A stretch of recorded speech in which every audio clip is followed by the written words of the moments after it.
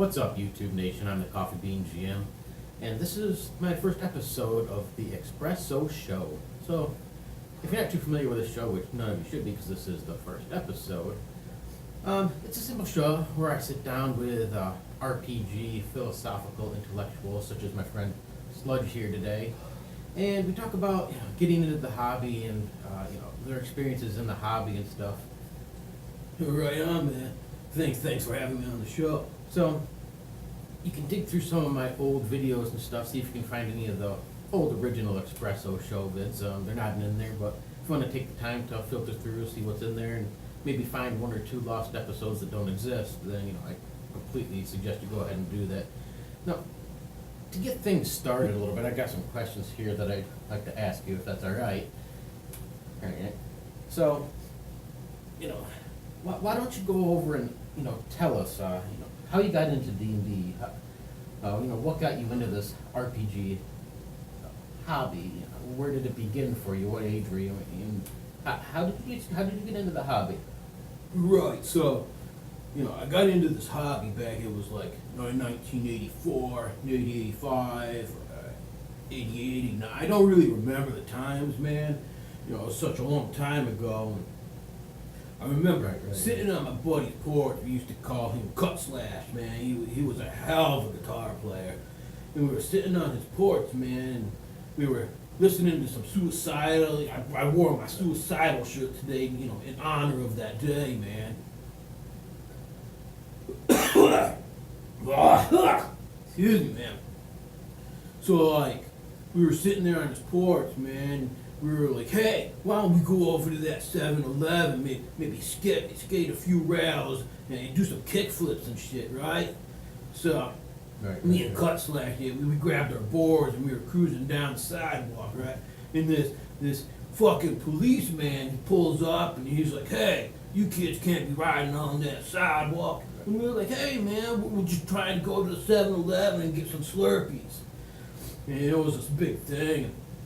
So we were like, fuck it, we ain't gonna go buy any of those damn Slurpees anyway.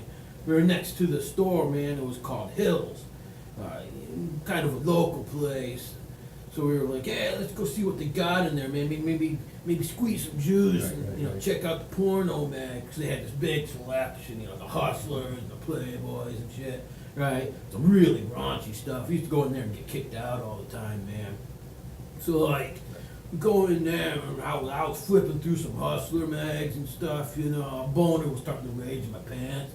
But I was sitting there, and I was flipping through these magazines, right? And I Cut Slash is over there, and he's like, yo, Drudge, check this out, man. And I look over, he's got a D&D player's handbook in his hand. It was a AD&D second edition at the time. Right. And I was like, oh, man, that's those things I was reading about, the evil game and all the people were summoning demons and shit. And I was like, let's summon ourselves a fucking demon, right? And maybe a succubus with some big old knockers or something, right? And then he was like, yeah, man, I've heard all about this game. It's supposed to be pretty badass. So we ended up forking down a few bucks, we bought this book.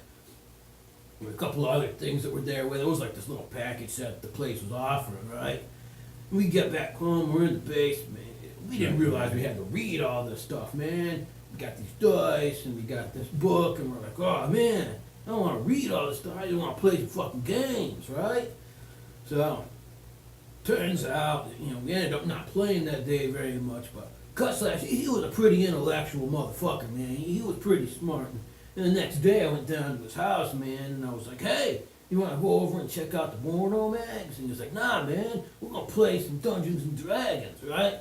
And he goes down in the basement, and he's got all this shit laid out on the table, and all these little miniatures. Right. Got all these papers and books and pencils and dice. And I was like, oh, man. So he ended up calling up some of our other buddies, man. You got all these guys around. There was Tweedle was there, man. Yeah, and the Sky Trooper, we used to call him Sky Trooper because he always wore this funky hat.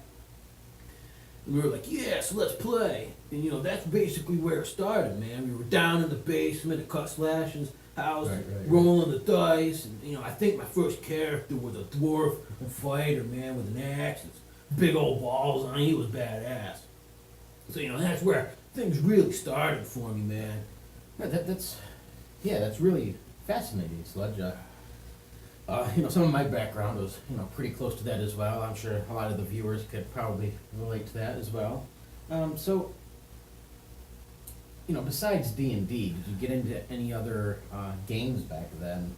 And, D&D was always one of the biggest, and with the Satanic Panic on the rise, that was the one everybody tended to run to, was, just to be rebellious, such as yourself. There was other games that existed back then, the Palladium and Teleslanta, and some other odds and ends, for the time. Wargaming was coming into its own. So, what other types of games did you play besides D&D? Was anything else a major part of your childhood? Right, so, back then there really wasn't too many games. I mean, there were some games out there, like, excuse me, man. So, like, back when I was starting to get into this hobby, there was some games out there, man, but it was a little bit harder to come across, I mean, you couldn't just go down to the local store and get books for these other games, it didn't quite come away that way. But, well, we didn't get some, printed games going, man. Cuslash was, like I said, he was a pretty smart guy, right? So he started creating these worlds, and he started tweaking the rules a little bit, and he ended up coming up with a game called Swanson and Sons or some shit like that. I don't know, and then we had this pirate game, and he basically just took the rules of D&D, man. He mashed them up and ate them down, shit them things out and mashed them up a little more. And so, like, we started playing with D&D, but, in the end, we had all these other games and tweaks and other things, so it was like almost a whole new world, man. But for the most part, it was pretty much D&D back in the day until I started hitting the road with the band, Peanut Butter and Jelly, and, we started cruising the world. A lot of groupies and stuff. And it was a hard time to fit in games at that point. Right. All right.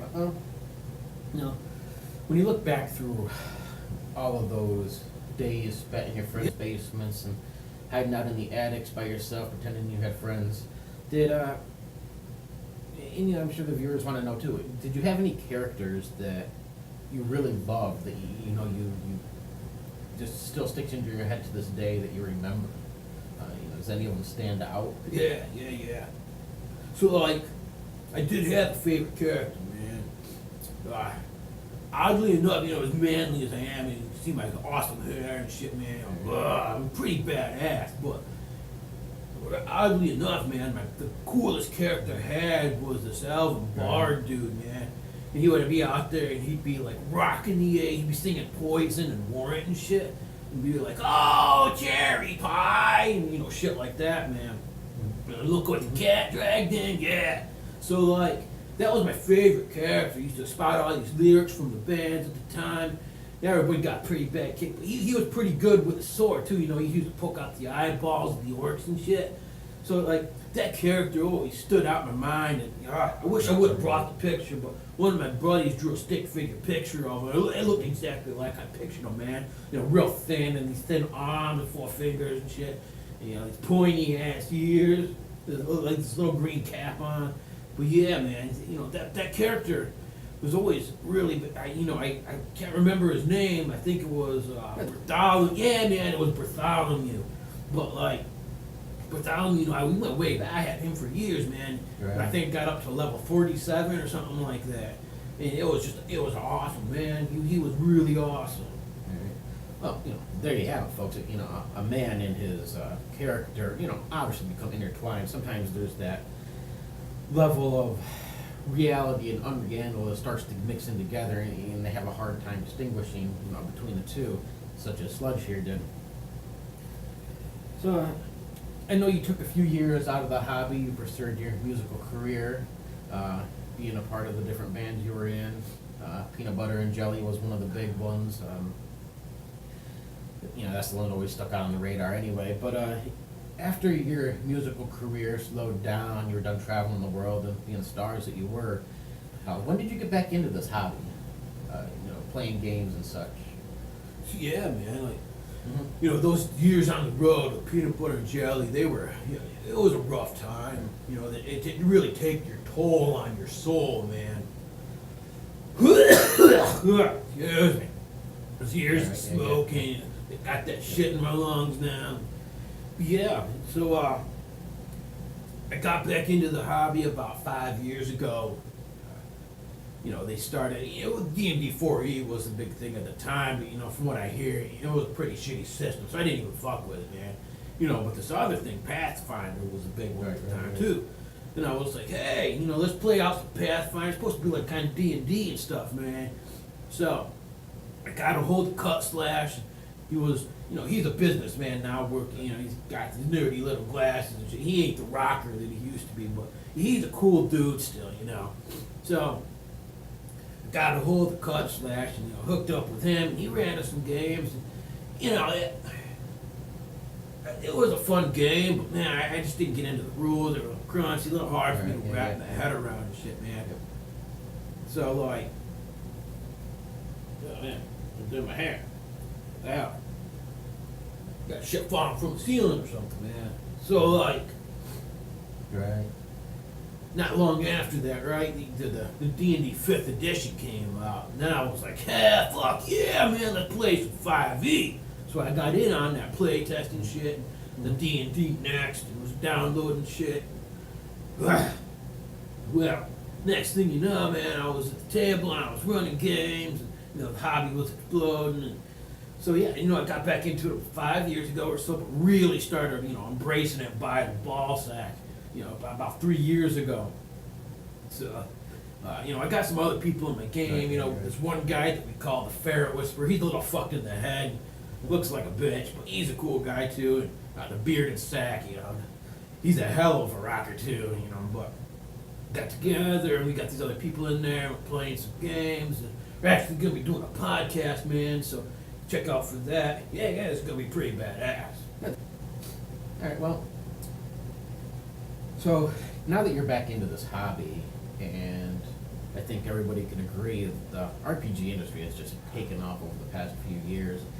Independent publishers are popping up every other day. Sites like Drive Through RPG have new releases from independent publishers, from major publishers, and you know, this whole hobby in general has just exploded with the help of things like Will Wheaton and Tabletop and Geek and Sundry, Chris Perkins, Acquisitions Inc., and those guys in Critical Role, or gentlemen and ladies both. You know, there's this huge explosion in it, and you know, where do you find this hobby going over the next few years, Sludge? Are you going to be sticking with it? Is there something you're going to be jumping out of, maybe doing something else, now that it's become a little too cool? I mean, I know you're more of a independent, lively sort of character. You rebel against the norm. So, do you see yourself continuing in this hobby, or are you just gonna bail and head on home? Right. So, you know, you got to get some more beer, man. I think I drank most of it, but anyway. So, you know, about the direction of the hobby, man. I think it's like this clock of gears, man. It just keeps going and going, grinding out these new things, these new systems, right, and something. It's just grinding away, right? So, like, you know, the hobby's headed. I feel almost like it's one of those bubbles, man, like the housing bubble. You know, next thing you know, it's just gonna explode. And there's gonna be, you know, RPG goo everywhere, man. I'm hoping that's not the case. People are gonna be dying off and trailing out, but you know, it's both a great time to be in the hobby and it's a scary time, man. Right. You know, that it's hard to wrap my head around the philosophical dependencies of these conundrums and shit, right? But you know, it's like if I got a shovel, right? You know, I started digging down in my backyard.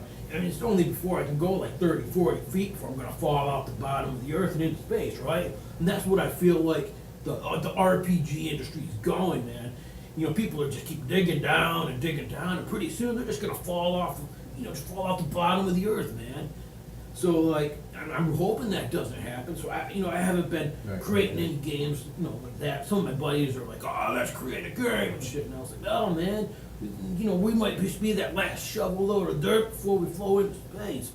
So, you know, it's both a scary time and it's an exciting time, man. There's some great games out there that, you know, I love me some Shadow the Demon Lord, and fuck yeah, man, it's some bullshit right there, you know. So it's a scary time, but I think we're gonna make it through. We're gonna see some awesome stuff. Kickstarter's got some cool stuff going on. My next band, it's gonna be called the Jelly and Peanut Butter Crew, man. And we're gonna be doing our next album there on Kickstarter. So if you guys see it, give us the middle finger and fucking back that shit, man. So it's a scary time, but I think it'll be all right, man. We'll pull through. We'll pull through. I'm pretty busy. Like my buddy says, I'm busier than a cat trying to bury shit on concrete, man. I'm just scraping that shit, trying to cover it up. But, this year's gonna be a busy year, so I'm gonna have to back off a little bit and just enjoy it from the outskirts, man. Yeah, man. Thanks for having me on the show, man. It's been a total pleasure. I hope the viewers enjoyed my philosophical endearings and understandings of this world, right? Well, awesome. Yeah. Well, there you guys, folks have it. Like I said, this is going to be a short show. We don't go too long here. We want to be able to keep things short, interesting. The attention span of most people nowadays is just complete shit. Anything over 15 minutes they can't watch because they're laying and just completely fucked in the head. So we'll kind of cut down to the chase. I wanted to thank Sludge here for being a part of the show. Thank you guys all for watching. And all right, you guys stay fucking metal, man. like always, keep rolling those D20s.